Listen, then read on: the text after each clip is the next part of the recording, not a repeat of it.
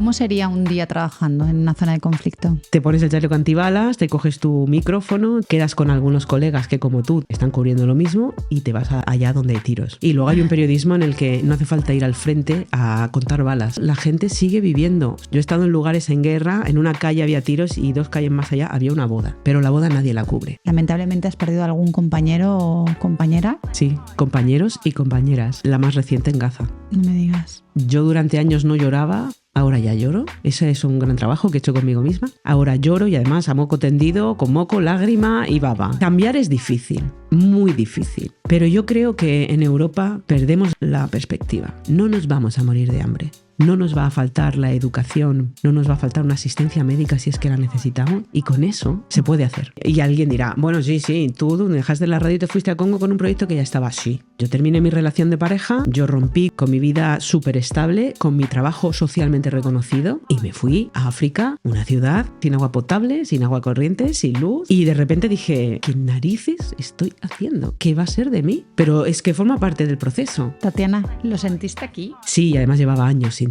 ¿Qué le dirías a esas personas que están en esa situación? Lo más difícil que he hecho en mi vida ha sido entrevistar a las mujeres víctimas del genocidio ruandés. Y las señoras empiezan a levantar la mano para contar sus testimonios.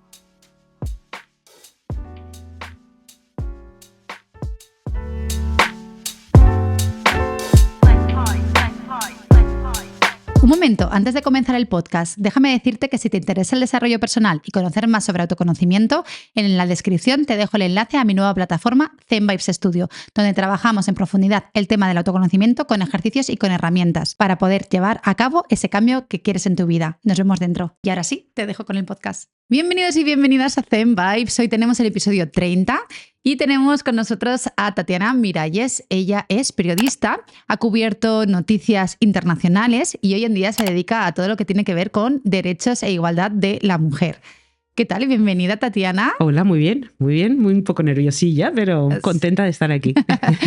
Bueno, para nosotros es un placer porque, nos vas a contar un poco toda tu trayectoria, ¿vale? Cómo te ha ido llevando una cosa hacia la otra y además creo que vas a aportar una información muy necesaria, útil, de valor.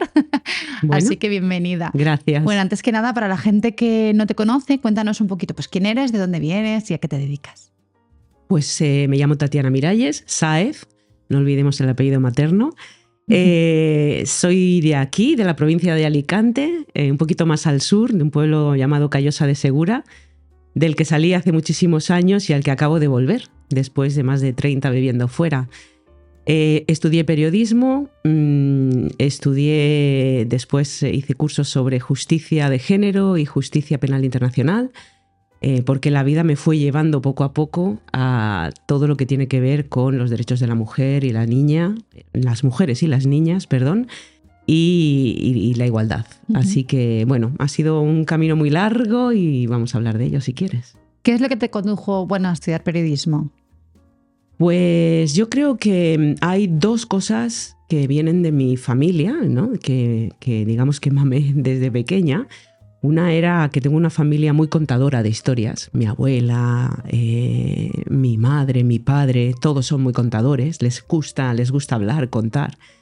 Y la otra es que vengo de una familia cuya parte paterna migró en aquellos años de dictadura. Y entonces yo siempre estuve en contacto desde la infancia con Europa, porque tenía primos, tíos y porque mis padres mismos vivieron en Francia, en París concretamente. Yo nací allí, aunque volvimos a Alicante cuando era muy pequeña. Entonces crecí oyendo historias de otros países. No solo eso, crecí pasándome los veranos y las navidades con primos que hablaban otros idiomas, que venían con amigos de otros colores, cuando aquí casi no había otros colores. Entonces yo creo que todo eso hizo que yo quisiera viajar. Conocer, descubrir.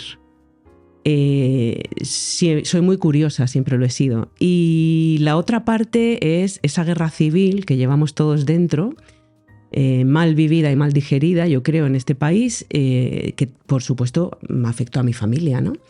Y mi abuelo materno, concretamente él era sordo y casi no veía. debido a que cayó herido en el frente, a que tuvo una enfermedad. Cayó herido en el frente, perdió los tímpanos por algo así como una bomba. Entonces era alguien muy hermético, con quien yo me crié, además, al que quería y quiero mucho. Y ese hermetismo sobre la guerra civil y demás siempre fue algo que me despertó muchísima curiosidad. ¿Qué pasa con la guerra? ¿Qué pasa con los humanos que hacen la guerra, ¿no? Entonces yo creo que todo eso estaba ahí y yo quería viajar, quería conocer y simplemente creo que fui un poco práctica en algún momento de mi adolescencia y pensé, ¿qué puedo ser? Pues puedo ser Indiana Jones e irme de antropóloga, de geóloga por ahí o de paleontóloga, o puedo ser periodista y como a mí me gusta contar, yo considero que soy contadora, pues estudié periodismo. Qué guay. Joder, es que me ha parecido fascinante toda tu historia. Vale, y eso te condujo a ir a Francia y a trabajar como periodista allí. ¿Qué tipo de noticias cubrías y en qué medios de comunicación trabajabas? Pues, a ver, lo primero fue salir del pueblo, ¿no?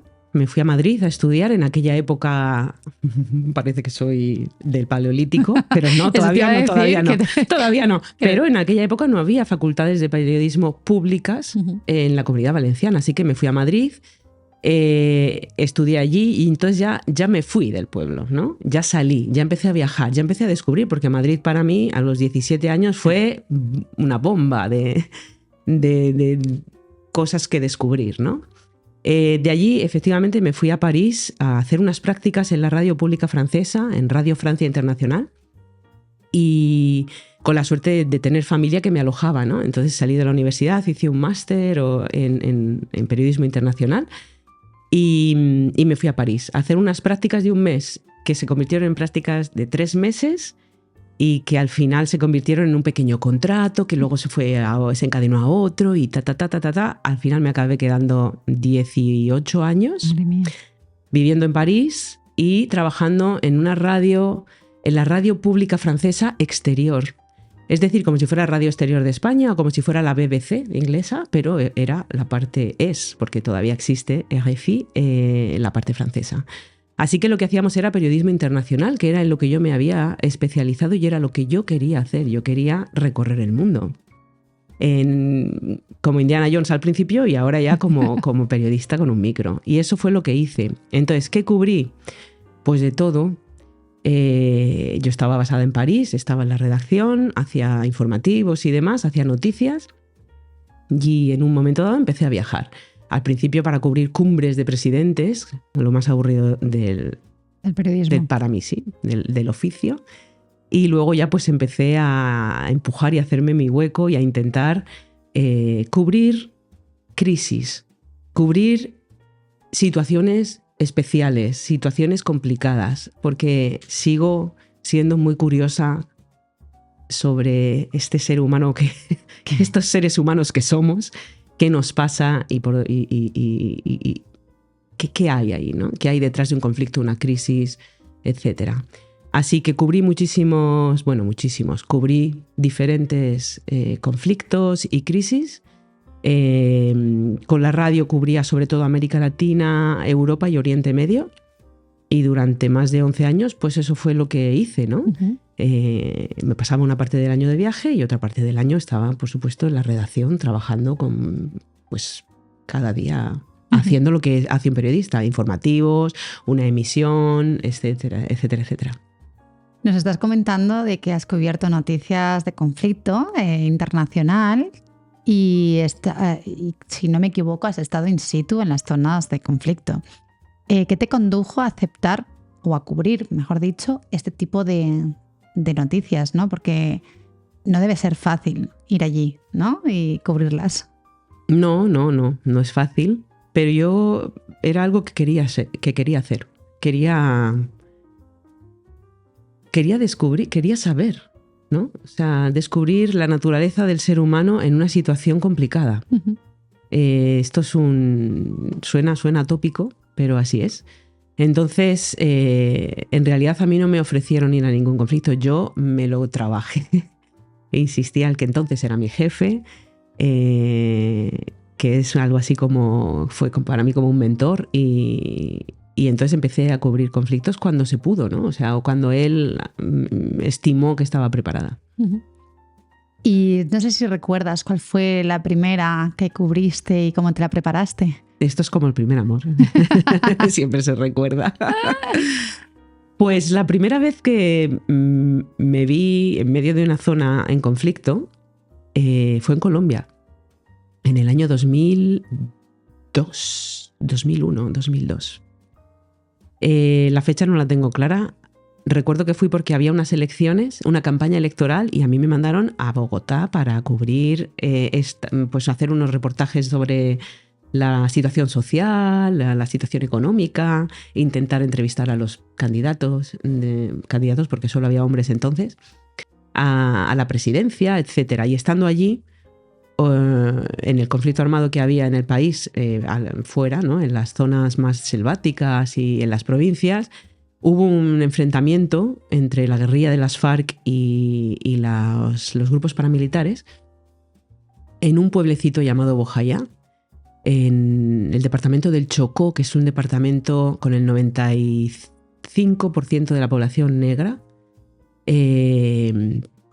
un departamento selvático, que solo tiene una carretera que está en la frontera con Panamá, y todos son ríos. O sea, todo se navega, ¿no? No se transita por tierra, se transita por ríos. Entonces hubo este enfrentamiento y la gente del pueblo se escondió en el único edificio de ladrillo que había, que era la iglesia. Entonces, como parte de la estrategia de guerra, los grupos paramilitares rodearon la iglesia y la guerrilla de las FARC tiró lo que entonces se llamó una pipeta bomba, que no era otra cosa que una bombona de butano llena de tornillos y demás. Lo tiró, cayó en el techo de la iglesia, hundió el techo, la pipeta cayó dentro y mató a más de 100 personas. Prácticamente a todo el pueblo. Entonces yo estaba en Bogotá y mi jefe me llamó de París y me dijo, ve. Y allí me encontré, ¿no? Entonces llegué a aquel lugar, era la primera vez, yo no sé, era súper jovencita, era la primera vez que llegaba a un sitio así, ¿no? Era la selva, había que ir en barco, en piragua, ni siquiera en barco, es decir, una piragua con un motorcito. Nadie me quería llevar porque era mujer. Qué fuerte. Claro. Entonces ahí fue la primera vez que... ¿Te chocó? Sí, alguien me hizo despertar al hecho de que yo era mujer y que no me iba a llevar nadie en un barco, en una piragua. Al final alguien me llevó y llegué a aquel pueblo que en realidad era un pueblo fantasma donde no había absolutamente nadie porque los supervivientes habían huido, estaba todo tomado por los militares. Y entonces subíamos a aquel río enorme, el río Atrato, nunca lo olvidaré, en esa piragua, y es un río que tiene curvas, ¿no? Meandros, supongo que se llaman, si recuerdo bien la EGB, la educación básica. Y entonces a cada vuelta del río, ¿no? Había un checkpoint, y era un checkpoint del ejército, y 2 kilómetros más arriba era un checkpoint de las paramilitares, y un poquito más arriba era un checkpoint de la guerrilla de las FARC, y estaban todos ahí en el río uno detrás de otro parando las piraguas y demás. ¿Y tú sola? Y yo sola con ese señor que había aceptado llevarme y que tenía más miedo que yo. Así que ahí me desperté a todo, me desperté al conflicto, me desperté a lo que genera, me desperté al hecho de ser mujer y de estar en medio de un mundo en conflicto, en el que el conflicto lo provocan básicamente y principalmente los hombres, ¿no? Y entonces te hacen sentir que tu vida está en sus manos cada vez que te paran, da igual que sea el ejército o la policía o el grupo armado o el otro grupo armado, ¿no? Esa fue la primera vez. Y Tatiana, ¿cómo se gestiona el estrés y la presión que te genera, ¿no? El estar cubriendo este tipo de noticias en esos lugares? Porque tienes que luchar contra el miedo y contra incertidumbres y... Hay una parte inconsciente. Una parte inconsciente que yo creo que se debe, ¿no? Hay una parte en el cerebro por aquí atrás, ¿no? Alguna vez le escuché esto, que es el instinto de supervivencia. Y entonces hay una parte, que decir que el cerebro bloquea, ¿no? Una parte de ese miedo, porque si no, no podrías hacer absolutamente nada. Uh-huh. Y luego hay otra parte, cuando estás la primera vez frente a una situación así, pues eso yo creo que es muy automático todo, ¿no? Y no sabes ni siquiera cómo gestionas las cosas. Pero luego hay un entrenamiento, ¿no? O sea, hay un entrenamiento de tu mente en la que tú repites situaciones y entonces ya vas teniendo tablas, digámoslo así, ya controlas ese miedo. Y luego también, como periodista, pues seguí una serie de entrenamientos obligatorios para ir a... Entonces eran obligatorios, en todo caso, en los medios franceses para ir a cubrir un conflicto, ¿no? Entonces, cuando volví de Colombia y le conté a mi jefe, bueno, a mis compañeros, ¿no? Y conté lo que había pasado, pues mi jefe decidió mandarme a uno de esos entrenamientos con el ejército francés. Y creo que después todas las situaciones de conflicto que he vivido, ninguna ha sido tan extrema como el entrenamiento. Sí. Entonces, bueno, eso es por un lado. Y por otro, ¿cómo gestionas tú las cosas? Sinceramente, como puedes, porque nadie te enseña. Nadie te dice, hay que hacerlo así, hay que hacerlo así. Vas aprendiendo, ¿no? Y luego te vas creando una red. Una red de colegas y de amigos que están ahí contigo, que están viviendo lo mismo. Uh-huh. ¿Cómo sería un día trabajando en una zona de conflicto? Podría ser de dos maneras. La manera clásica, como yo aprendí, es decir, pues te levantas, te pones tu chaleco antibalas, porque es obligatorio. Para los que llegamos de afuera, ¿no? Para los enviados especiales, lo digo con mucho sarcasmo esto. Entonces tú tienes un casco y tienes un chaleco antibalas y tienes dinero para pagar un fixer, que es la persona de ese lugar que conoce carreteras y calles, que tiene un coche, que te traduce y que tu vida depende de él, pero al mismo tiempo tú tienes el lujo de tener a alguien que te guía, ¿no? Luego tienes los periodistas locales que no tienen nada de eso. Te pones el chaleco antibalas, te coges tu micrófono, tu grabadora, en mi caso, que yo era periodista de radio, o si no, pues tu cámara, quedas con algunos colegas que como tú están cubriendo lo mismo y te vas allá donde hay tiros. Esa es la manera clásica. Mi cara es un poema, ¿eh? Sí. Estoy siendo un poco dura, ¿no? Pero es un poco así. Entonces te lanzas a la calle a buscar el reportaje, la noticia. Tú tienes también unos jefes en París que están recibiendo noticias de agencia de qué está pasando allí, que te pueden también pedir algo, ¿no? En concreto, llévete a tal punto que están diciendo que pasa esto. ¿Vale? Te vas. Si es un lugar realmente de conflicto, pues no sé cómo podría ser hoy, me imagino, como está siendo Ucrania o como está siendo Gaza, pues no tienes cobertura en el móvil, necesitas un móvil satelital o demás, porque normalmente todo eso está bloqueado. Así que tú te vas y hasta que no vuelvas al hotel no tienes contacto más que con las personas con las que estés. Entonces procuras salir con otros colegas, etcétera. Haces tu reportaje, vas a un hospital, vas a una carretera donde millones de personas se están desplazando, huyendo de los combates, vas a donde hay combates, decides dónde vas y vas. Haces entrevistas, tomas audios y vuelves para montar. Normalmente en el hotel, con un medio como el que yo trabajaba, pues tienes un técnico que está en el hotel con un estudio de audio montado en donde tú luego trabajas, ¿no? Con él. Y envías el reportaje o envías una crónica o envías lo que te haya pedido la radio que envíes. Uh-huh. Y entiendo entonces que las medidas de seguridad solo son esas, el chaleco antibalas, el casco y el coche que te guía y que te dirige, ¿no? Sí, claro. Bueno, y tu sentido común y el de tus compañeros con los que estás. Pero bueno, el de la persona que te lleva en el coche, que es alguien local que hable el idioma, si no es un sitio donde no hablas el idioma, y que él sabe por dónde ir a ciertos sitios donde están los tiros hoy o donde no están. Madre mía, es que lo cuentas y me pongo en tu piel y... increíble. Sí, esa es la parte clásica. Esa es la que yo hice hace muchos años ya de esto. ¿Y hay alguna otra parte? Claro. ¿Cuál? La humana.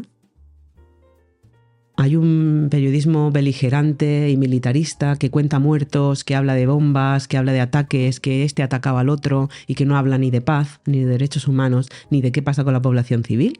Ahora se habla mucho más, todo ha evolucionado muchísimo, pero entonces no tanto. Pero yo creo que todavía queda, ¿eh, Tatiana? Claro. Y luego hay un periodismo en el que no hace falta ir al frente a contar balas. Uh-huh.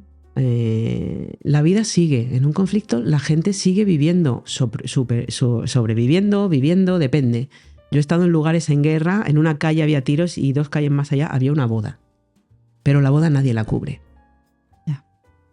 Ese es el ejemplo del otro periodismo, en el que también cuentas el conflicto, pero de otra manera, desde el punto de vista de la persona. Uh-huh. ¿Cuál ha sido la noticia más difícil que te ha costado cubrir en conflicto internacional? Pues creo que una de las más difíciles ha sido la revolución de la Plaza Tahrir en Egipto en 2011, donde a las mujeres periodistas pues éramos blanco, ¿no? Y fue bastante complicado. ¿Sí? ¿En qué sentido? Bueno, pues porque esa especie de aura y...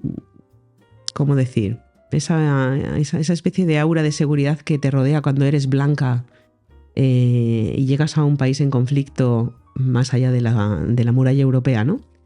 Que llegas con tus técnicos, tu equipo, con tus compañeros, ¿no? Y nada te pasa en realidad, a no ser que te caiga una bomba en la cabeza, nadie te ataca a ti. Eso en la Plaza Tahrir dejó de ser así. Y allí eran miles de personas, todo el mundo en la plaza, ¿no? En la revolución para que cayese el dictador Mubarak. Y allí sí, cuando esa plaza se abrió y empezaron a entrar gente de afuera y demás, ahí hubo agresiones contra periodistas mujeres, ¿no? Y entonces todas o muchas de nosotras sentimos eso, yo ya no podía trabajar sola, tenía que estar protegida por mis compañeros, ¿no? Por hombres. Uh-huh. Y bueno, fue difícil porque entonces empecé a trabajar con mucho odio, ¿no? Y con mucha rabia y con mucho... Normal. Por ejemplo, otra muy difícil, bueno, creo que más difícil que esa, lo más difícil que he hecho en mi vida profesional ha sido entrevistar a las mujeres víctimas del genocidio ruandés, violadas de maneras... Madre mía. Uh-huh. Así va. Así va. No tengo palabras para responder todo esto, porque es verdad que lo vemos en la televisión constantemente, pero no somos conscientes de lo complejo que es y del impacto tan fuerte que tiene en nuestra salud mental también. Uh-huh. Y también un poco pues la desigualdad, ¿no? Bueno, sobre todo en otros países, ¿no? Entiendo. Y a todos los miedos que te tienes que enfrentar y a toda la rabia contenida también. Te iba a preguntar si lamentablemente has perdido algún compañero o compañera. Sí, claro. Compañeros y compañeras. ¿Sí? Sí.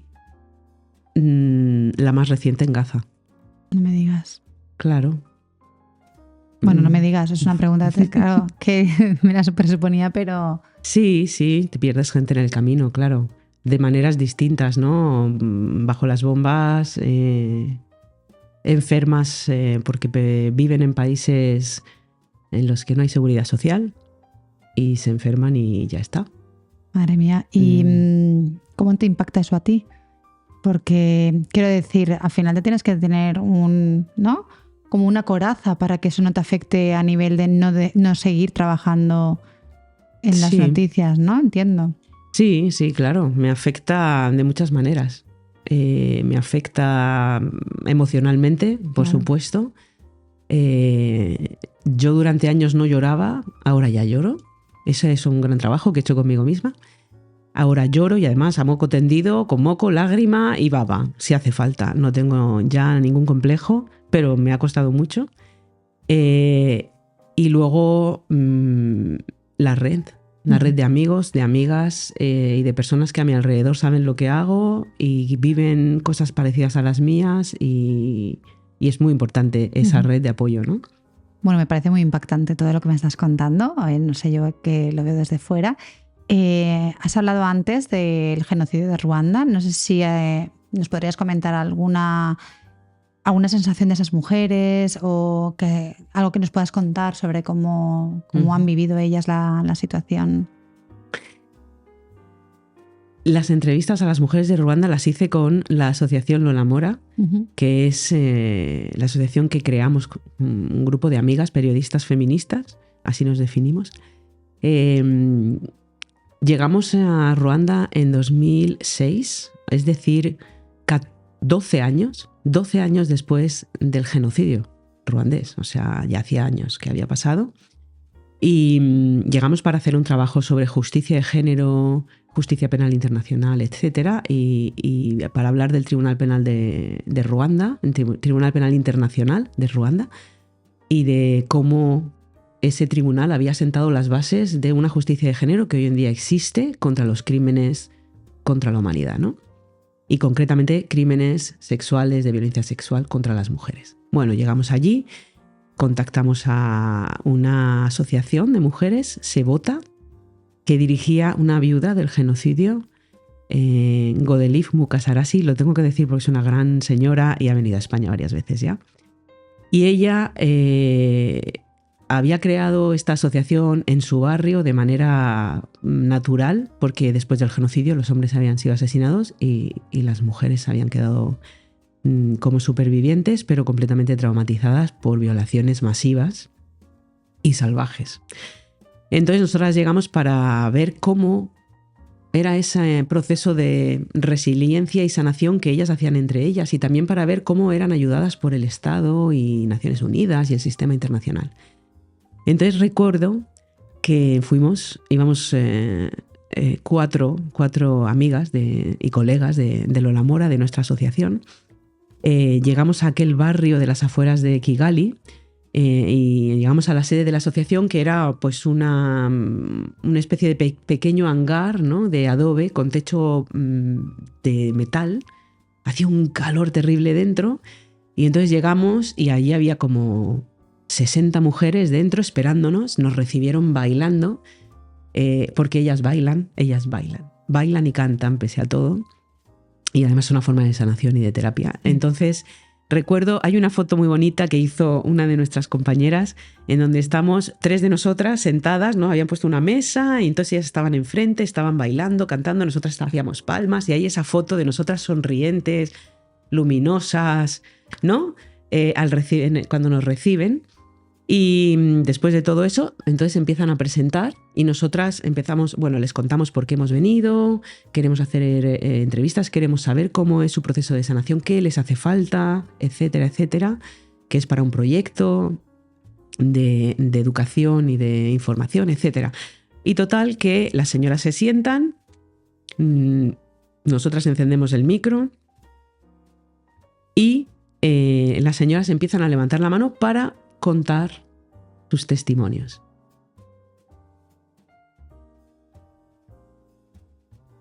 Era la primera vez que yo me enfrentaba a una retahíla, no sé cómo decirlo, ¿no? Una sucesión de contar historias terribles una tras otra, y tú estás grabando. Cuando una víctima abre la compuerta de su memoria, tú no la interrumpes. No la interrumpes, la dejas hablar, porque también para ellas es un proceso de sanación. Y ellas lo decían, querían hablar porque eso las sanaba, porque no podían hablar de esto nada más que entre ellas. Entonces, no sé cuántas horas estuvimos ahí dentro. Y claro, cuando una iba contando su historia, yo recuerdo que estaban sentadas en unos bancos y nosotras, yo era una de las que grababa, no era la única, las otras hacían fotos.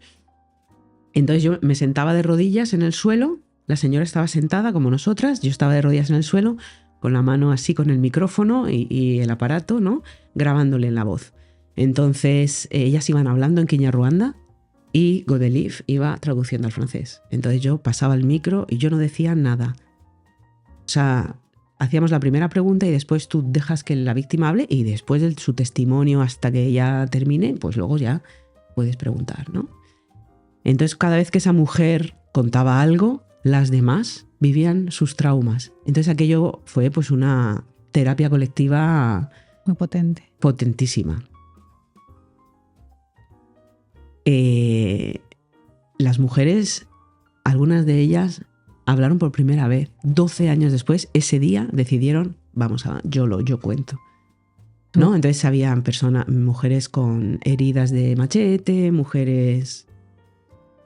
Bueno. ¿Qué?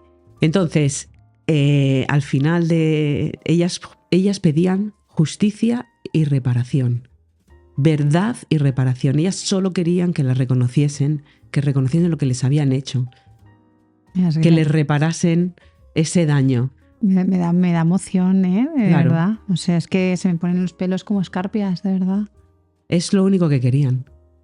Porque ellas se habían juntado, habían heredado las tierras de sus maridos, trabajaban juntas esas tierras, comían, tenían todas acogidas a todos los niños huérfanos del barrio que habían perdido a los dos padres, y siguen así. Siguen así. A los niños nacidos de las violaciones. O sea, tenían todo, lo tenían todo organizado. Ellas no pedían dinero, no pedían nada más que justicia y reparación, que pasaba por reconocerles el daño que se les había causado.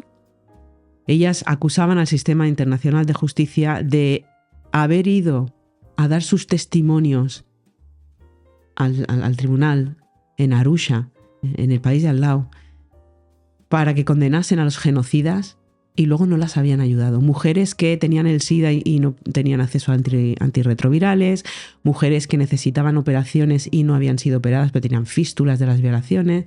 Ellas pedían eso. No pedían nada más.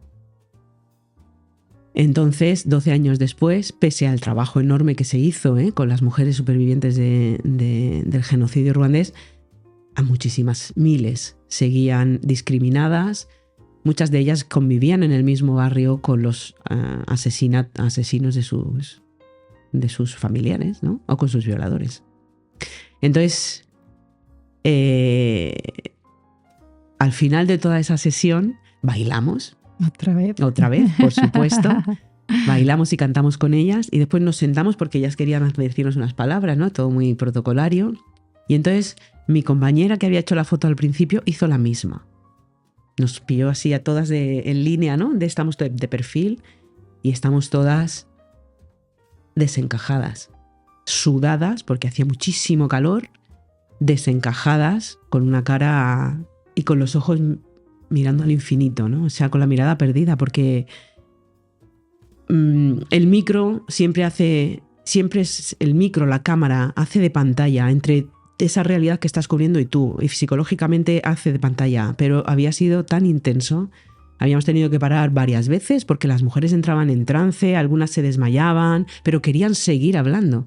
Nosotras estábamos dispuestas a parar porque estábamos, o sea, era más grande que nosotros, pero ellas no, ellas querían, y querían todas contar su historia, porque para ellas era importante. Una terapia, claro, era una manera, porque no tenían espacios para hablar. Las mujeres siguen teniendo necesidad de espacios seguros en todos los lugares del planeta, incluido este país. Eso te iba a decir. Yo creo que esto fue un punto de inflexión para ti, y además también, según tengo entendido, viste muchas desigualdades, ¿no? En tu propio trabajo, trabajando como periodista. Y creo que eso te llevó a donde estás hoy en día. Si nos quieres contar un poquito esta historia. Sí, porque ya he hablado de la asociación, y entonces como periodista en la radio pública francesa, claro, yo empecé a viajar, no solamente cubrir conflictos, pero cada vez que me iba de reportaje a algún lugar, me hacían sentir, como he dicho antes cuando contaba lo de Colombia, el hecho de ser mujer. Entonces no había tantas mujeres como ahora cubriendo crisis, conflictos, tantas mujeres periodistas viajando así, ¿no? Había algunas, y algunas más mayores que yo, que han sido maestras, pero éramos pocas. Y entonces me desperté a la conciencia de ¿qué coño? Ser mujer No pasa nada. Conlleva unas discriminaciones muy sutiles, pero estaban ahí, ¿no? Y luego, no solamente discriminación, conlleva que yo vivo las cosas de una manera específica distinta a los hombres, ¿no? Entonces yo empecé a curiosear sobre qué pasaba con las mujeres en estos conflictos, ¿no? Y la cosa más, o sea, y la experiencia más nítida o más palpable la viví en Irak en 2003 porque llegamos a un lugar, Karbala, que es una ciudad santa para los chiitas, y como Saddam Hussein ya no estaba, se celebraba por primera vez en no sé cuántos años de poder de Saddam Hussein, que la había prohibido, una peregrinación de los chiitas a esta ciudad, Karbala, ¿vale? Que está más o menos a 100 y pico kilómetros de Bagdad. Y entonces había millones de personas que venían de Irán, que venían de todo Irak a hacer esa peregrinación. Llegas, estás ahí unos días en la mezquita y demás y te vuelves. Entonces llegamos a cubrir eso, que era algo histórico. Y nos quedamos en casa llegamos porque yo iba con 2 colegas hombres de mi radio y el técnico, que también era un hombre. Y entonces yo tenía una fixer y traductora mujer, chiita. Baida, nunca lo olvidaré.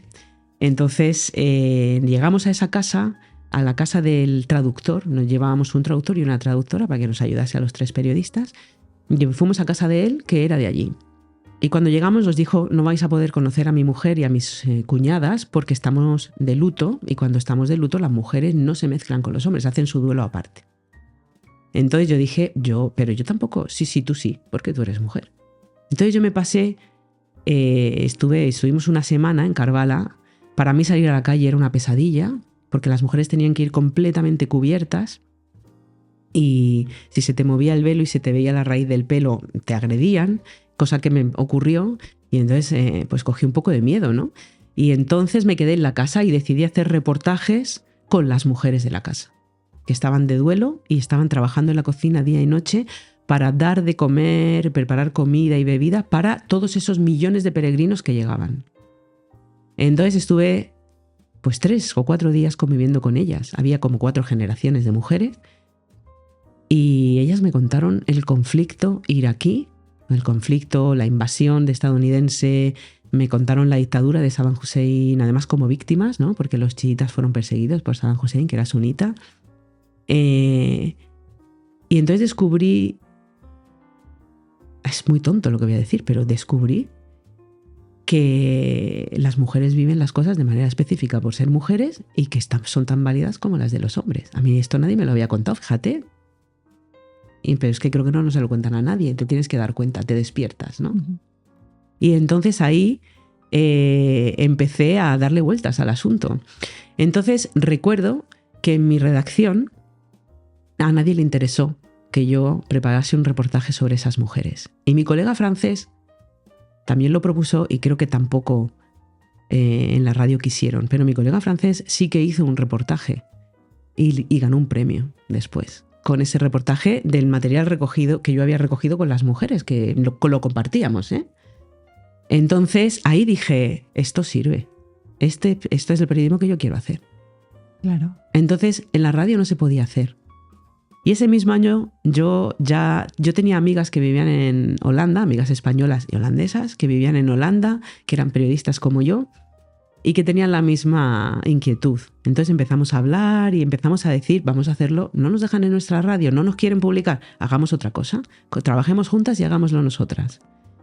Y así se fue gestando lo que hoy en día es la Asociación Lola Mora, que fundamos como asociación, ¿no?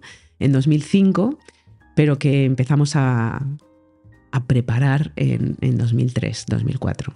Y es una asociación, en el registro de asociaciones es asociación, en el registro de asociaciones se llama, ¿no? Porque necesitamos existir jurídicamente, pero en realidad somos un colectivo de amigas, básicamente, colegas, profesionales de la comunicación, de la antropología, hay antropólogas también, y la sociología, y somos feministas. Y hemos trabajado desde entonces proyectos de comunicación para la paz, los derechos humanos de las mujeres, periodismo feminista, y trabajamos con colectivos de mujeres periodistas en África y en América Latina sobre todo, y también aquí en España. Qué interesante, y cómo todas y cada una de vosotras llegasteis a ese despertar de la conciencia de esa desigualdad que hay, ¿no? Tan enorme, no solamente en otros países, sino también en Europa, ¿no? Uh-huh. Que siempre tendemos a pensar que es fuera de Europa y en países a lo mejor de conflicto, y no tanto aquí, ¿no? Sí, y además cómo...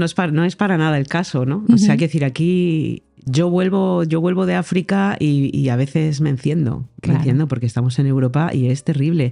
Y yo he vivido 19 años en Francia, que es el país más atrasado en la lucha feminista en Europa. Es terrible lo de Francia. Ahora se están despertando al Me Too.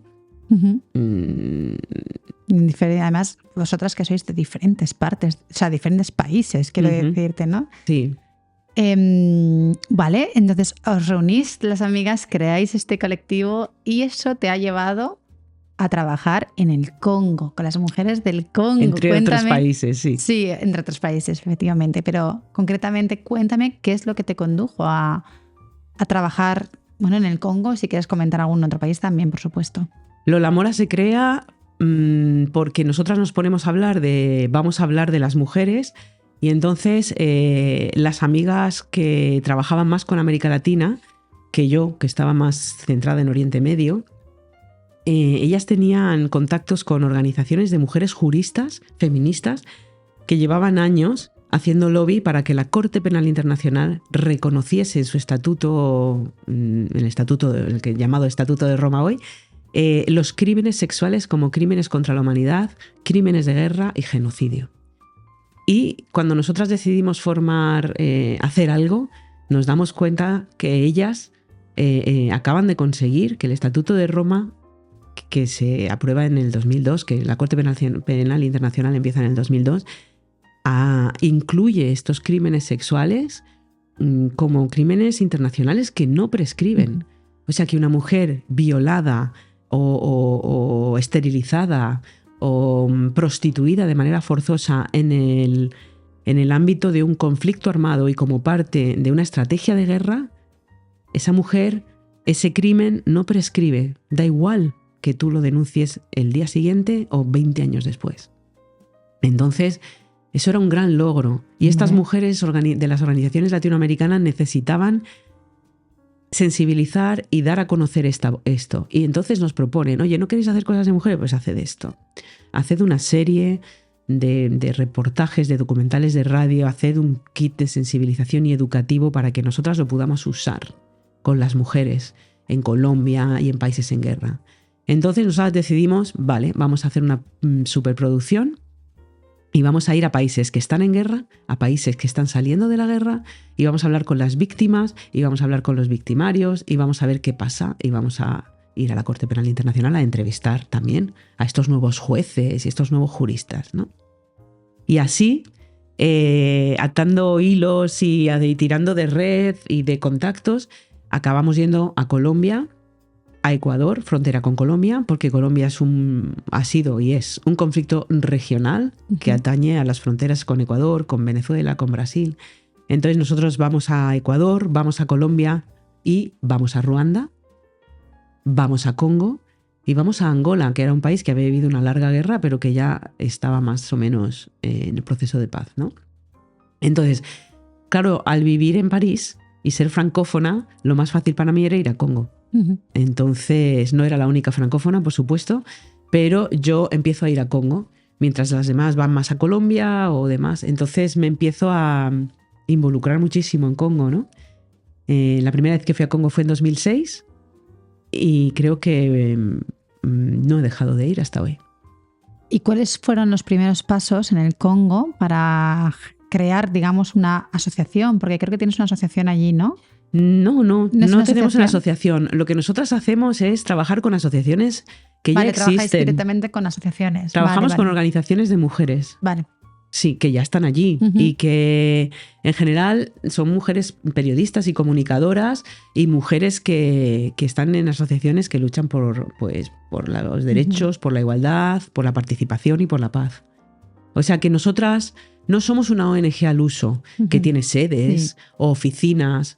Es una asociación que tiene un nombre y una página web, no tenemos oficina, nadie cobra, todas tenemos un trabajo alimentario paralelo y Lola Mora es un colectivo en el que hacemos proyectos que tienen que ver con el periodismo, la comunicación incluyente de paz y feminista y trabajamos siempre con aliados estratégicos, aliadas estratégicas, en este caso, en los países, ¿no? O sea, nosotros tenemos una amplia red de mujeres con las que trabajamos y colaboramos y volvemos y estamos siempre en contacto. Y si no hay dinero de donantes, no quiere decir que no estemos ahí trabajando, ¿no? ¿Y cuáles son los grandes desafíos que te encuentras en países como el Congo, por ejemplo? Los grandes desafíos. Bueno, los grandes desafíos son siempre los mismos, ¿eh? El patriarcado y los valores de ese patriarcado que no deja que las mujeres se desarrollen plenamente, sean iguales a los hombres en derechos y haya una equidad, ¿no? La gran lucha son los valores, y son los valores que tenemos todos metidos en la cabeza de manera automática, y lo más complicado es despertar la conciencia a eso, ¿no? Y entonces nosotras trabajamos mucho en la comunicación, porque el mundo es el que contamos, ¿no? Tú lo ves y luego lo verbalizas. Si no verbalizas, lo que no se cuenta no existe. Pero claro, depende de cómo lo cuentes, existe de un color o de otro, ¿no? Entonces, pues nosotras trabajamos mucho toda esa parte de la comunicación. Comunicación consciente. Cada palabra que sacamos por la boca debería costar $50. Bueno, euros. Da igual, 50 algo. Y habría que pagar multas. Cada palabra mal usada o cada palabra discriminatoria, multa de 50.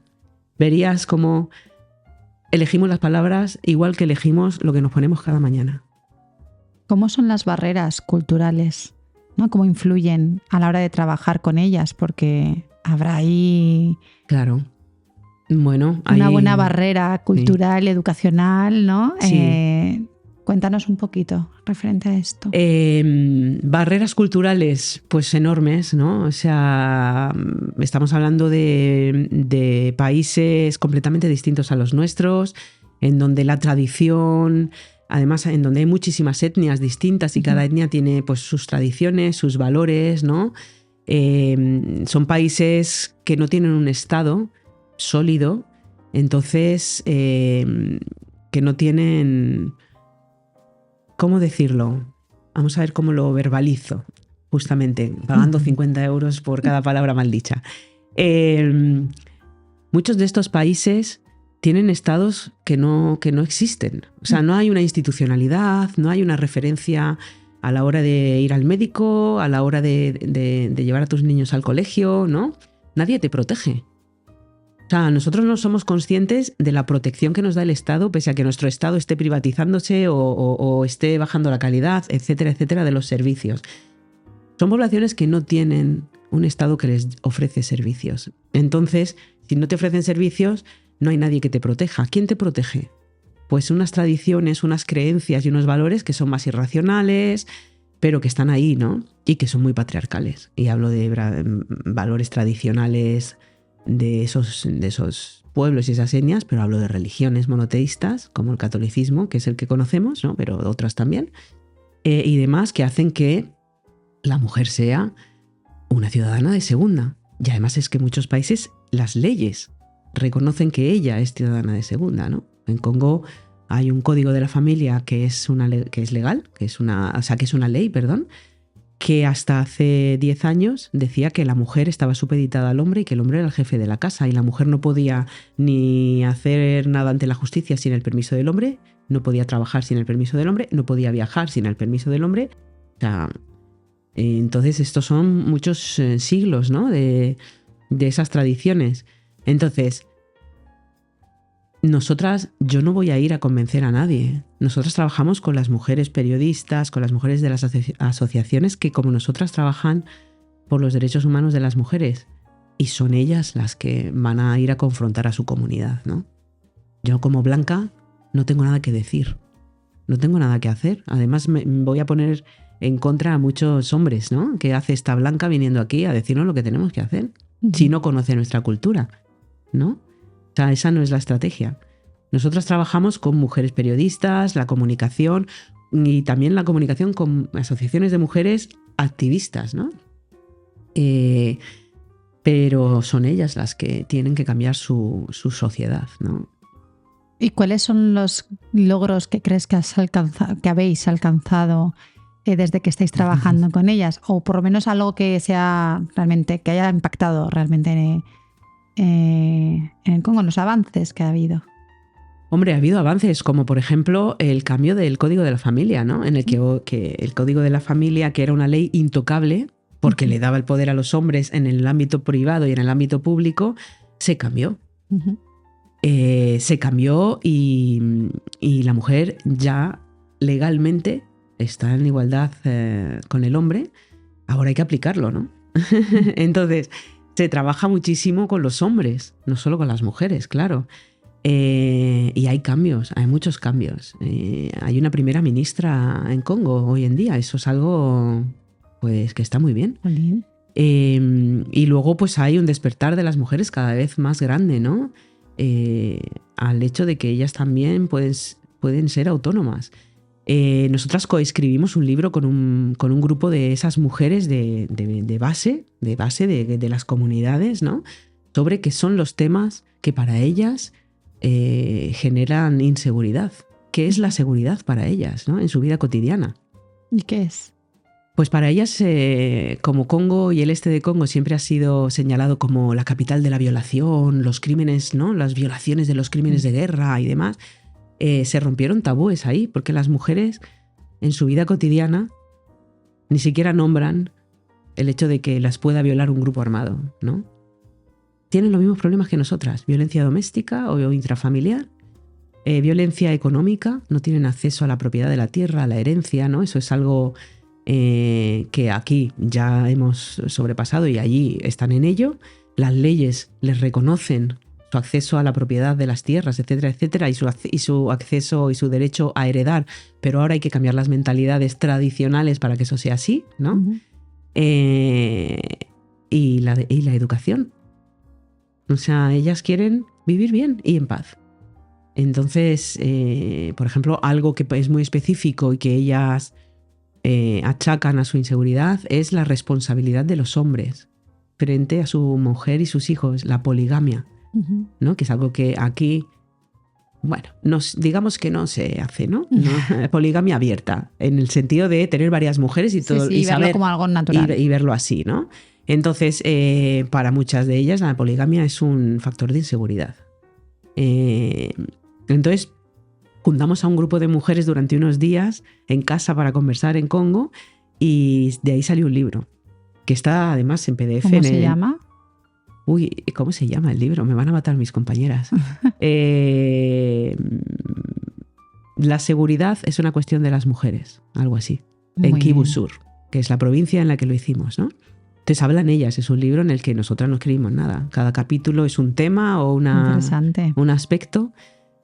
Eso fue un proyecto muy bonito que hicimos con Lola Mora, que se llamaba Famofon, Mujeres al Teléfono, y creamos una red de seguridad de las mujeres en la que ellas, a través de mensajes de teléfono SMS, mandaban incidentes de seguridad que vivían en distintas comunidades de la provincia, una provincia que es casi de grande como España, selvática y montañosa, con muy poca cobertura telefónica y sin carreteras casi. Entonces ellas mandaban SMS cuando había incidentes de seguridad que recibíamos en un ordenador programado para clasificar pues esos mensajes con palabras clave y por urgencia, y entonces intentábamos, a través de la red de corresponsales rurales de la radio comunitaria y a través de esas mujeres que nos informaban, ¿no? Y que eran como puntos focales de referencia, ayudar a las mujeres que tenían problemas de seguridad, ¿no? Que pues la seguridad muchas veces era la paliza de su marido, no el actor armado, ¿no? Claro, porque yo creo que a raíz de que se trabajan con ellas hay un despertar, no solamente, porque obviamente cuando ya se agrede, ¿no? Y esos son miedos, inseguridades que son obvias, ¿no? Pero cuando te está maltratando tu marido, por ejemplo, incluso lo llegas a normalizar, entiendo, ¿no? En países como el Congo entiendo que es algo que está muy normalizado y que es como, bueno, es que lo tengo que aguantar, ¿no? y luego viene a lo mejor una serie de mujeres de otros países que te dicen, no, esto no es normal, ¿no? Esto es, te está produciendo estos daños, no solamente físicos, sino también psicológicos y no es lo normal. Con lo cual vamos a poner cartas en el asunto, ¿no? Y ese despertar colectivo que creo que es tan sumamente importante, ¿no? Que esto a lo mejor hoy por hoy todavía se sigue trabajando, pero yo creo que a la larga, dentro de X años, queremos pensar, ¿no? Que puede haber una evolución a mejor y que, por supuesto, esto vaya a menos, ¿no? Y incluso erradicarse, claro, lo puedo dudar, ¿no? Porque siempre hay gente de todo tipo, pero sí por lo menos que mengue, ¿no? Sí, yo quiero puntualizar que nosotras blancas no llegamos allí a decirles lo que tienen que hacer, porque ellas ya lo saben. Uh-huh. O sea, nosotras lo que hacemos es apoyarlas, sobre todo a las mujeres que comunican, es decir, no solamente a las periodistas y comunicadoras, sino también a esas mujeres que en el seno de asociaciones que ayudan a mujeres, cómo comunicar, cómo contar, ¿no?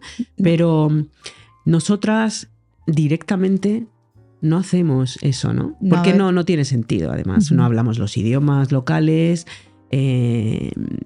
O sea, nuestras aliadas son las periodistas y las lideresas, digamos, de esas organizaciones, ¿no? Que sea en Colombia también se habla el idioma, pero es mejor que sea una mujer colombiana la que vaya a decirle a la otra colombiana, porque es lo normal, además. Sí, no me refería a que vosotras vais directamente a las mujeres del Congo, sino que al final vosotras prestáis vuestra colaboración, ya sea con las periodistas o con quienes estén, digamos, en los medios de comunicación, porque al final ellas son las que gestionan ese despertar, ¿no? A eso me refiero, que vosotras al final estáis colaborando en que eso no se normalice, ¿no? Uh-huh. Sí, por ejemplo, solo para puntualizar, este proyecto de Famofon, con ese ordenador y esa red de mujeres que eran casi 800, mandando SMS y demás, luego nosotras cada semana, yo vivía allí, coordinaba un poco todo, y tenía un equipo de juristas y periodistas detrás de ese ordenador y nosotros analizábamos todo, ¿no? Y cada semana hacíamos una emisión en directo en la radio comunitaria y los incidentes de seguridad más graves los comentábamos, los denunciábamos y traíamos a las autoridades competentes a que en directo respondiesen por eso. Y entonces era una manera de hacer lobby. Entonces, cuando el proyecto era para 2 años, los 2 años se cumplieron y la idea era que ese sistema siguiera funcionando ya con la radio. Ese sistema estaba instalado en la radio comunitaria, que ese sistema siguiese funcionando sin nosotras. Y así es, hasta el día de hoy. Ha seguido funcionando fenomenal. Muy bien. Ese es un logro. Eso es. Y de ahí salió ese libro. Todas esas mujeres puntos focales que nos enviaban SMS que ayudaban a las otras, esas son las que hablan en el libro. Qué bien, qué gran labor, Tatiana. De verdad, bueno, me fascina. Es pequeñita en el fondo. No, pero yo siempre pienso que al final todos los granitos de arena que se pongan para estas cosas sirven, ayudan y ojalá exista más gente todavía, ¿no? Que quiera aportar esos granitos de arena y ese nivel de conciencia de que estas cosas ocurren y que hay mucho trabajo por hacer. Muchísimo. Muchísimo. Incluso aquí, no hay que irse a Congo, ¿eh? Eso te iba a decir, porque ahora estás trabajando, bueno, has nombrado, ¿no? Que tienes tu propio trabajo también aparte. Estás trabajando en los derechos de la mujer también en Congo. No, sí. Pero estás trabajando para los medios de comunicación de Suecia, ¿eran? ¿O? No, trabajo con trabajo alimentario, pero que siempre tiene que ver con lo que yo soy, en realidad, en el fondo, con lo que hago, ¿no? Trabajo con la Asociación Sueca de Municipios y Regiones en proyectos de gobernanza local, es decir, trabajo con municipios, con proyectos para que esos municipios se desarrollen, generen sus propios ingresos y los devuelvan a la población en forma de servicios. Y yo soy la responsable de igualdad y género y me aseguro o intento asegurarme de que esos funcionarios locales de Congo tienen un aspecto inclusivo y una línea de igualdad, de transversalidad de género en sus proyectos. Y yo quería preguntarte, porque comentas también que aquí sigue habiendo mucha desigualdad. ¿En qué aspectos lo ves hoy por hoy, bueno, Tatiana? Hay una gran... Te voy a hacer que te mojes. Me voy a hacer que me moje. Bueno, vamos a empezar por la brecha salarial, ¿no? Por ejemplo, hay 1000 cosas, ¿no? Sigue habiendo una cantidad de violencia contra la mujer extremadamente preocupante, con el auge de los extremismos, del extremismo de derecha, sobre todo de la extrema derecha, perdón. Creo que hay un riesgo enorme. El movimiento feminista en España ha tenido mucha solidez en los últimos años y aunque yo lo haya vivido un poco a distancia porque no estaba aquí, creo que eso hace que toda la parte del patriarcado y del machismo se refuerce para luchar contra ese feminismo. O sea que yo creo que aquí hay unos tonos y unas maneras muy agresivas. Hay mucha violencia contra la mujer y luego hay una cosa muy, pero que muy preocupante, que es toda la violencia digital. La violación digital y toda esa nanosfera y esos, ¿no? Y esos foros en donde se incita a la violencia contra las mujeres, ¿no? Y esos jóvenes que tienen unos valores machistas que son muy preocupantes. Tenemos ahora mismo, el planeta vive una recesión, un retroceso en las ideas y el patriarcado está muy agresivo. O sea que tenemos muchísimo trabajo que hay que hacer aquí. ¿Cuál crees que sería la base para mejorar? Esa es la gran discusión que tenemos todo el rato. Yo, como no sé hacer otra cosa que contar, creo que todo pasa por cómo comunicamos. Además vivimos en una sociedad de la sobreinformación, de los, ¿no? Bueno, ya todo el mundo lo dice, ¿no? Y las redes sociales y el teléfono. Y las generaciones jóvenes se comunican por ahí. Y las generaciones jóvenes reciben todo lo que reciben de información y de comunicación por ahí. Entonces yo creo que hay que seguir insistiendo en cómo comunicamos. Uh-huh. Hay que seguir pensando en pagar 50 euros por cada palabra mal utilizada. Y hay que seguir machacando y machacando y machacando esas ideas de igualdad, paz, derechos humanos que se están perdiendo. Partiendo también un poco de la base de que la palabra feminismo significa igualdad de derechos. Claro. ¿No? Que hay muchas veces que se manifiesta como el feminismo como que la mujer odia al hombre, que esto lo he escuchado yo millones de veces, no entiendo muy bien por qué, porque si te diriges a la RAE sabrás que feminismo pone que es la igualdad, ¿no? Entre el hombre y la mujer. Así es. Y que se siga trabajando en esto y que sobre todo se ponga conciencia de qué es eso, ¿no? Que esa es la definición correcta. Sí, lo es y esta manera de desprestigiar, ¿no? ese vocablo, esa definición, forma parte de todo lo que digo, ¿no? Que hay toda una campaña de desprestigio y de violencia, ¿no? O sea, muchísimas periodistas, colegas, activistas feministas que reciben amenazas y que tienen que tener cuidado con su seguridad cotidiana, ¿no? Hay un nivel de agresividad en las redes sociales y en los medios de comunicación. Hay un nivel de agresividad desde la cúpula del poder hasta lo más bajo de esta sociedad. Hay un nivel de agresividad en las maneras de hablar, gestuales, verbales y no verbales. Pues no sé, basta ver una sesión del Parlamento Español o un pleno de un ayuntamiento. Entonces, toda esa agresividad tú la estás transmitiendo, todo vale, ¿no? Entonces... Y también mucho los mensajes subliminales. Claro. ¿No? Que existen y no los percibimos, que dices, ostras, si luego los empiezas a analizar dices, pues es verdad, ¿no? Que está ahí la comunicación un poco manipulada a veces. Totalmente manipulada. Entonces, pues hay que tener eso, un poco de cuidado, conciencia y mucho sentido crítico, ¿no? Mucha conciencia crítica, pensamiento crítico, poner en duda todo, no todo es verdad. No quiero decir que todo sea mentira, pero oye, un poquito de criterio tú mismo para ver si cuando te suena algo raro, mira a ver qué piensa el otro. Hay mucha incapacidad de empatía o mucha simplemente desinterés. Desinterés de ponerte en el lado de la otra persona, ¿no? Aunque te caiga mal.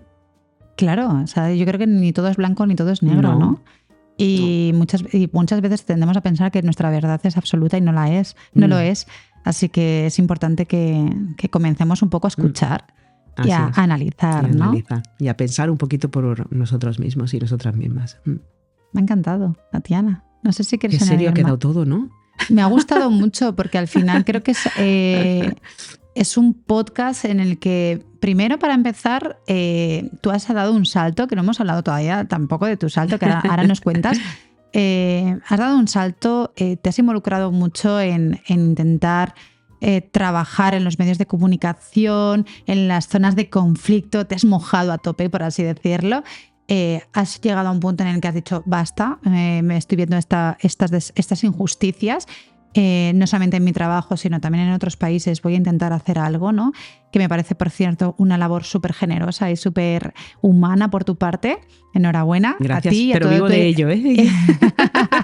Hay que matizar. Pero es algo malo vivir de eso. No, pero bueno, no es altruista al 100%, no es por supuesto. Escúchame, yo quiero matizar aquí, porque Vale. tendemos mucho a desprestigiar nuestro trabajo porque pensamos que como estamos cobrando por ello es algo malo y no, o sea, al final estás haciendo una labor que te lleva tu tiempo, tu energía, tus conocimientos, tu experiencia y estás ayudando a los demás. O sea, un médico también cobra por sus labores, ¿no? Y está salvando vidas, quiero decir, no hay nada malo por cobrar. Y luego, por otro lado, ya me he perdido el hilo un poco, pero creo que tengo que felicitaros tanto a ti y a tu grupo de amigas mujeres que están en esta labor también, porque me parece súper necesaria. Las Lolas Moras. Las Lolas Moras. Que oye, yo estoy contando mi versión. Estoy segura que cualquier otra Lola Mora se sienta aquí y que la cuenta de otra manera, por supuesto, ¿no? Es la capacidad de contarse a una misma, ¿no? Eso lo he aprendido muy tarde en la vida. Hay que saber contarse, ¿no? Y ahora quería preguntarte, antes de terminar el podcast, ¿cuál fue el salto que diste y por qué lo diste? Yo he dado varios saltos. Hemos dado un resumen, pero claro. para que la gente que nos esté viendo sobre todo vea que no importa tanto la edad, ¿vale? Por ejemplo, porque creo que tu gran, como digamos, cambio fue a los 40, ¿no? Creo que me has dicho. Y, oye, nunca hay edad para decir, oye, que no quiero seguir por este camino, quiero seguir por este otro. Sí. ¿No? A ver, mi primer salto fue cuando tenía 17 y le dije a mis padres que me iba a Madrid, que yo estudiaba periodismo, no estudiaba otra cosa. Y lo tenía clarísimo y a mis padres, pues al principio eran reticentes porque su hija mayor, porque soy la mayor, su niña que se iba del pueblo a la gran ciudad y eso no solamente era... ¿no? Les generaba inseguridad seguramente pues porque la niña se iba, sino que económicamente, vengo de una familia muy normalita, era un salto para ellos, era un esfuerzo, ¿no? Ese fue mi primer gran salto, porque yo estaba cagada de irme a la gran ciudad sola, siempre, ¿no? Vengo de un pueblo, abuelos, primos, padres, hermanos, todo muy así, ¿no? Todo muy cocoon, muy, muy, muy protegida. Ese fue el primer salto. Me costó muchísimo. Yo recuerdo que el primer año en Madrid, hombre, en Navidad volví y dije que no volví a Madrid. Uf, que no. Y luego ya, claro, ya me enganché. Luego ya descubrí la vida loca. La gran capital. Estudié periodismo y demás. El segundo gran salto fue cuando un profesor me dijo, mira, a mí hay una radio en Francia que me entrevista de vez en cuando y la verdad es que me gusta, porque a veces la oigo y no es mala. Y como tú quieres hacer periodismo internacional, vamos a llamar a ver si te dan unas prácticas. Y el tío al otro lado del teléfono, que luego resultó ser mi jefe, durante muchísimos años, dijo que sí, es una radio pública y tienen siempre gente de prácticas. Entonces no pueden decir que no. Y entonces me fui, llamé a mi tío, me dijo que me alojaba, me fui. Y ese fue el segundo gran salto, dejar España. Yo me había puesto a estudiar catalán para volver a la Comunidad Valenciana y trabajar aquí. Pero acabé en París sin hablar una sola palabra de francés porque yo siempre había estudiado inglés. Había sido au pair en un verano en Irlanda y llegué a Francia y yo no sabía decir nada más que oui, ya está. O sea, ese fue mi segundo gran salto. Que nunca sabes dónde están las oportunidades. Nunca sabes. Fíjate que te fuiste a un país diciendo, no sé hablar francés. Nada, igual. Pero bueno, están mis tíos, mis primos, me lanzo, tal. Y yo me acuerdo que en la radio sudaba la gota gorda y las meteduras de pata en entrevistas que he hecho por mi francés, que yo aprendí francés pues con latinoamericanos y españoles que eran mis compañeros de la radio. Entonces yo hablo un francés con un acento que nadie sabe. O sea, cuando yo hablo francés nadie sabe muy bien de dónde vienes. Porque tengo un acento latino, pero también africano por los años que he vivido en Congo y porque sigo yendo mucho a África. Y tengo un francés bastante esperpéntico, pero muy clarito, ¿eh? ¿Se te entiende? Y luego, pues a los 40, efectivamente, después de unos años de estarlo pensando, dejé la radio, dejé un trabajo fijo de funcionaria, porque era la radio pública, con un sueldo estupendo y 3 pagas extras de estas, ¿no? O primas, o no me acuerdo ya cómo se llama, porque ya esto se acabó. Y además yo viajaba todo el año y demás. pero el periodismo de medios empezaba a no gustarme, porque además vinieron unos años en Francia de una presidencia muy, muy conservadora y que no creía en lo público y empezaron a desmantelar la radio, y entonces yo me acogí a un ERE de voluntaria y me fui para irme a Congo. A este proyecto Famofon con las mujeres que os he contado antes, que acababa de salir y necesitábamos que una Lola Mora se fuera y me fui yo, porque las otras estaban en Colombia, también trabajando con otras cosas y demás. Y tenía 40 años. Vine aquí, a la provincia de Alicante, en junio, nunca lo olvidaré, celebré mis 40 años con mi familia y de ahí me fui a vivir a Congo. Dejé todo en París, en cajas que todavía no he abierto, y me fui a Congo, donde viví casi 6 años. Te pregunto todo esto porque justo he tenido esta semana concretamente varias conversaciones con personas que tienen miedo a dejar su trabajo porque a lo mejor tienen un salario súper estable, claro, muy bueno, una seguridad, ¿no? Al final estás protegida por tu zona, ¿no?, de confort. Y a lo mejor quieren hacer otras cosas, probar nuevos proyectos o trabajar en otro tipo de trabajo, pero a lo mejor el salario saben que, o por lo menos al principio, puede ser inferior, ¿no? O ese salto que a lo mejor conlleva una inversión, ¿no? Entonces les da mucho miedo esos cambios, ¿no? También algunas me han dicho porque a lo mejor la edad, ¿no?, también es un hándicap. Entonces, ¿qué le dirías a esas personas que están en esa situación? Hombre, vuelvo a hacer que te mojes otra vez. Sí, sí, no, yo no digo nada. Yo puedo hablar de mi experiencia. No, claro. Yo dejé la radio, era funcionaria, como os decía, por irme a Congo a un proyecto precioso, maravilloso, que me convirtió en lo que soy hoy. No solamente el proyecto, ¿no? Lola Mora me ha convertido. Para mí, Lola Mora es mi identidad. Yo me fui a Congo ganando menos, y yo creo que 1/3 de lo que ganaba en París. De hecho, cuando terminó el proyecto me había comido una parte de todos los ahorros que había hecho en París, porque no me daba, ¿no? Claro. Porque como blanca en África, si quieres vivir en una casa con un poquito de comodidades, pues es caro. Creo que jamás me habré gastado mejor unos ahorros que en Congo esos 6 años. Cambiar es difícil.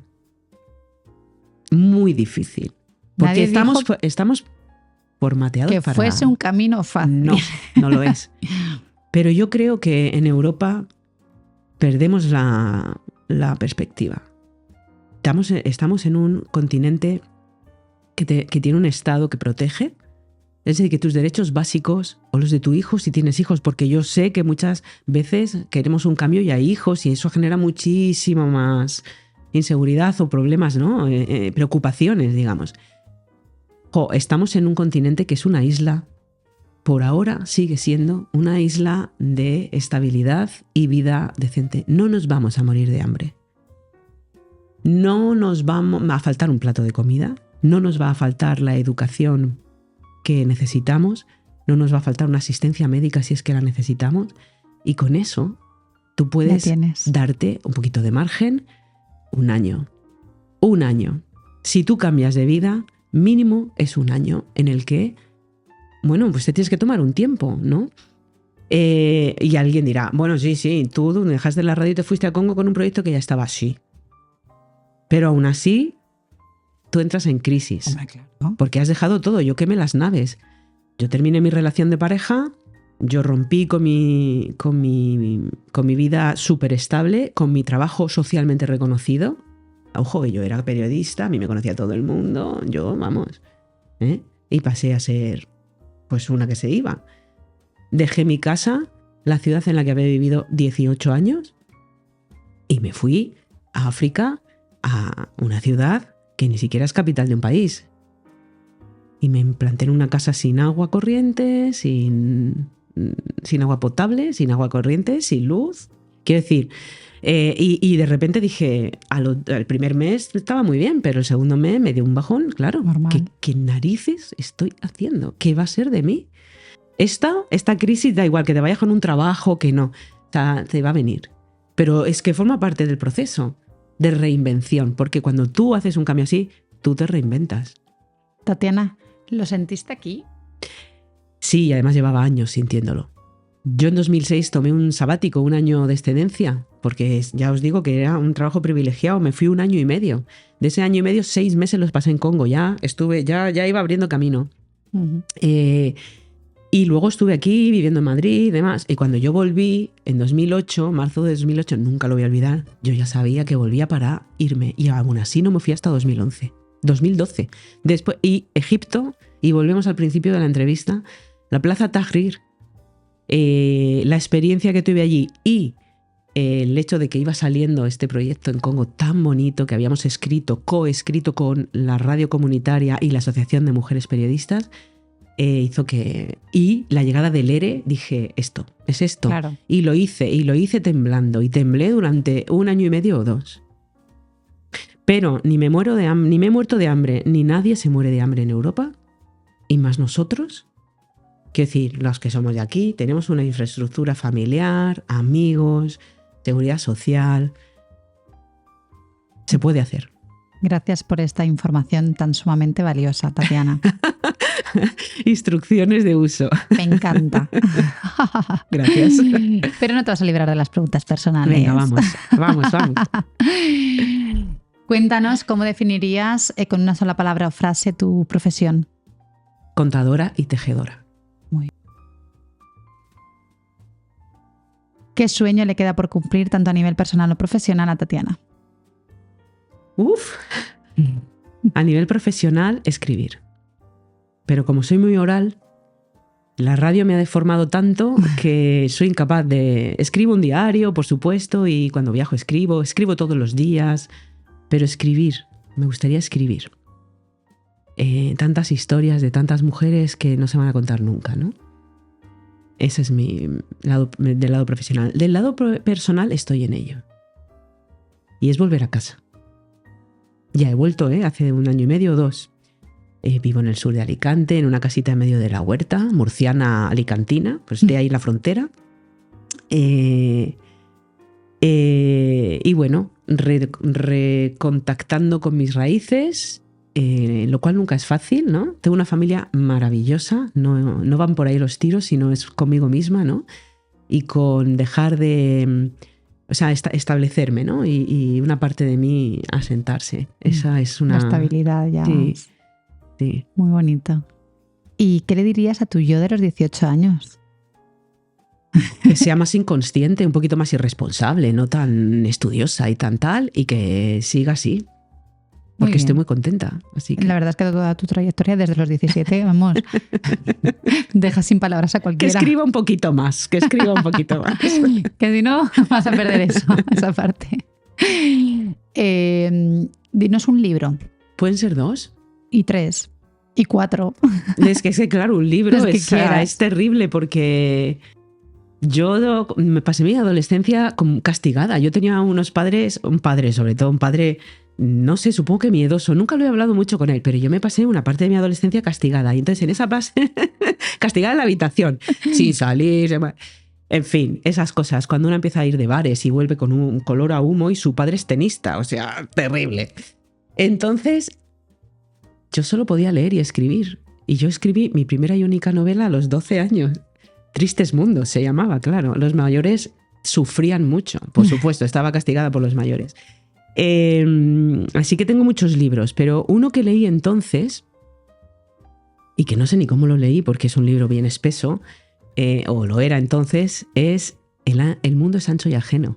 Fíjate, El mundo es ancho y ajeno. De Ciro Alegría, un escritor peruano. Es una novela de los años, pues no sé, 40 o 60, una cosa así, es muy antigua. Y es una novela social, ¿no? Que habla de un pueblo indígena que es echado por los mineros, o sea, la historia de siempre, ¿no? Esos pueblos desplazados y demás, en donde les echan diciéndole el mundo es ancho, largaos de aquí, ¿no? Pero para ellos el mundo siempre será ajeno porque se desenraizan, ¿no?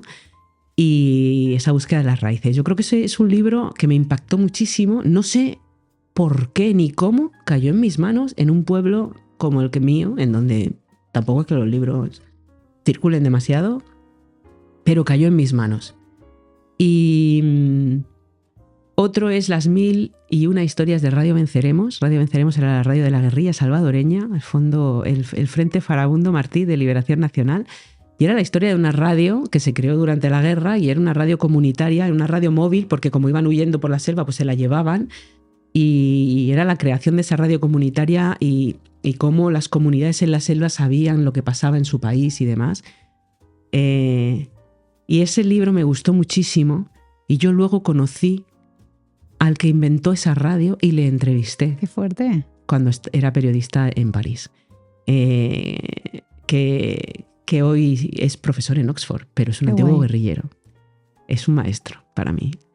Y otro que recomiendo, es una novela, es El arte de la felicidad de Goliarda Sapienza. Es una autora italiana que leí hace pocos años. Yo creo que leí a los, 36, 37, y que me parece una historia de superación maravillosa y además de lucha contra los prejuicios, de una historia de superación. Es una novela preciosa, me encanta y la recomiendo. Pues apuntaremos estos 3 libros en la descripción, ¿vale? Si encontramos los enlaces donde poder comprarlos, dejaremos el enlace directo y si no pondremos el nombre, ¿vale? Pues si a alguien le interesa. ¿Algún documental o, no sé, película que te haya marcado? No lo sé. Soy con el cine, el cinematográfico, Cinema Paradiso. Justo en Por supuesto. En otro podcast también lo dijeron. Así es. Sí. A mí me encanta esa película. Es una preciosidad. Creo que es la única película que tengo en DVD. Es verdad que soy muy poco de tele y de cine. Eso es un gran defecto que tengo y lo procuro paliar, pero soy malísima. Entonces, pues Cinema Paradiso es una de esas películas que tengo y en la mente y luego hay una que os puede parecer una chorrada. Bueno, no es una chorrada, es una película muy bonita, pero está ligada al romanticismo, que son Los puentes de Madison. Ajá. Pero para mí está ligada a las conversaciones de Clint Eastwood y Meryl Streep antes de que estén juntos. Esa conversación de esa primera noche en la que él es un fotógrafo nómada, ¿no? Y ella es una persona, pues una mujer, lo que se espera de los años 60, creo que pasa la película, ¿no? De ella, casada, pero con ganas de irse, con ganas de viajar, con ganas de ser otra, ¿no? Y me siento muy identificada con esas dos partes que yo tengo en mí y que como buena Géminis están ahí y van subiendo y bajando y me van volviendo loca a veces, ¿no? Muy bien, también las dejaremos anotadas. ¿Y un hobby que tengas? Bueno, sigo leyendo muchísimo. Ahora me he aficionado un poco, no mucho a la jardinería, porque tengo una casa con un jardín grande y hay que cuidarlo. Me encanta, reconozco que no me dedico nada a la jardinería, porque para empezar no tengo. Pero, por ejemplo, las flores y las plantas me llaman mucho y me gustan y cada vez exploro más sobre esto. Sí. Estoy viendo como mucha gente como tú interesada ahora en jardinería. Bueno, es que es una terapia, ¿verdad? Claro, estoy todo el día en el ordenador pensando, ¿no? Ejerciendo de cuello para arriba y entonces 2 horas al día o lo que sea, me salgo afuera al sol con mi sombrero y mis tijeras. Tiene una cosa es terapéutica. No es verdad. Y luego juego al tenis en mis ratos libres. Sí. Siempre. Qué guay. Me sirve para... Has dicho que tu padre fue tenista, ¿no? Bueno, fue tenista, es una manera de hablar, ¿no? Él no es tenista de profesión, pero ha jugado al tenis toda la vida. Uh-huh. Y es un deporte que yo abandoné cuando era pequeña para jugar con mis amigas a vóley, que el tenis es muy solitario, pero es un deporte que retomé en Congo. Uh-huh. Anda, mira. Uh-huh. Y bueno, pues hace ya más de 10 años que sigo jugando, entonces 2 veces a la semana voy con mis amigas a jugar al tenis. Ha sido estupendo, Tatiana. Muchísimas gracias por venir. Pues gracias de a verdad, ti. me pareció interesantísimo. A vosotros, una maravilla. Sí, gracias. Muchas gracias. Y nada, que siga todo muy bien y que siga adelante este podcast. Para cuando quieras, pues puedes volver. Vale, hablaremos de otras invitadísima. cosas. A Vale. ti o cualquiera de Lolas Moras. Bueno, pues chicas, ahí ¿vale? Os lo dejo, ¿eh? Y a vosotros, gracias por llegar hasta el final del vídeo. Nos vemos en los siguientes. Chao. Chao.